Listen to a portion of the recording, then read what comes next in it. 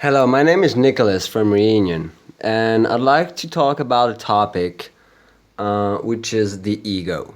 And I'm going to try to be as short and clear as possible. But it is my belief that most of humanity is identified with their ego.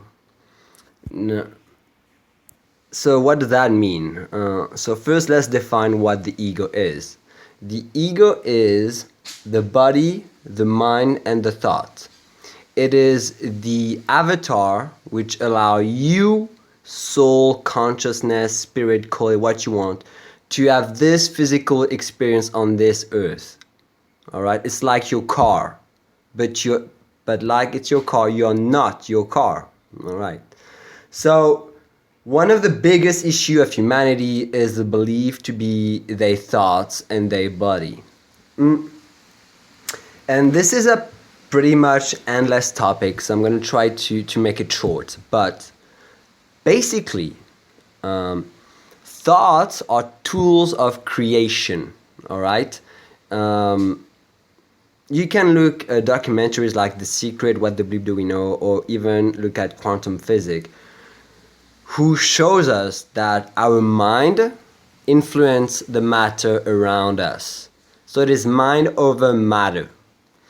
So our thoughts design our reality.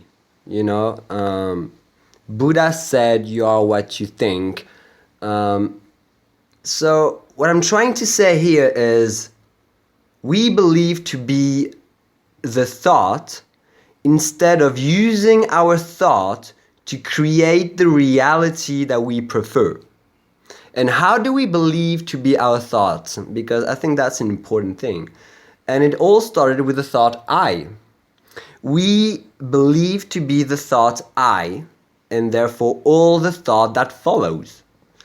And this is the result of conditioning, beginning from school, media, even parenting, for our own parents have been conditioned.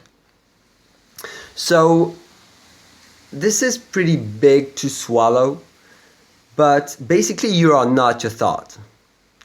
And that might be a bit brutal, but an example is that if you listen to the thought I and act upon it, it is like being a puppet of your own mind. It is like being the dog that follow orders of the mind. And I know a lot of you are not going to like that, but this is what it is. And so the goal is to recognize that we are not our thoughts. And a simple exercise is, as soon as a thought I arise, instead of tapping into it, for instance, I am hungry, I need to do this, I need to do that, instead of tapping into it and straight doing what the thought told you, just step back and observe the thought. Just watch it pass by. Don't act on it. This is very important because by doing that, you will create a sense of realization that there is you, the one observing the thought, and the thought out there being observed. And so by doing that, you actually, your level of consciousness increases, your level of awareness increases. You become more present, more aware of yourself and of your thought. Okay? And I think that's a practice that should be done at least, 20 to 30 minutes a day, or start with 5 as a sort of meditation, and learn to observe your thoughts as they arise instead of tapping into them and believing to be them. So that's the first exercise. Observe your thoughts instead of diving into them.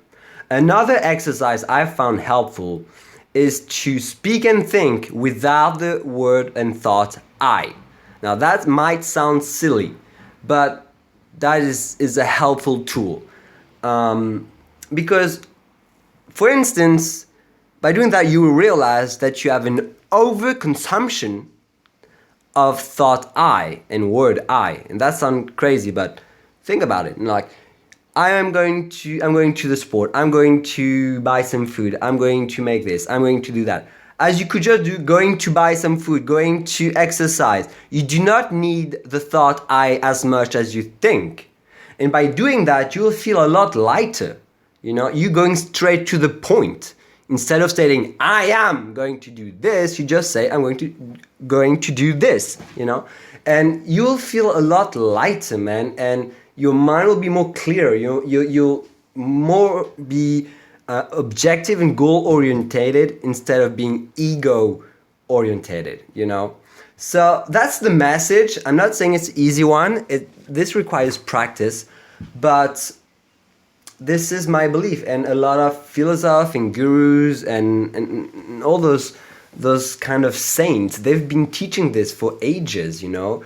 And once you free yourself from the belief to be a thought, you become a free man. All of a sudden, you have power over your mind, and you're no longer a slave of your own mind. So I hope this helps. If you have any question, please don't hesitate. And yeah, see you soon.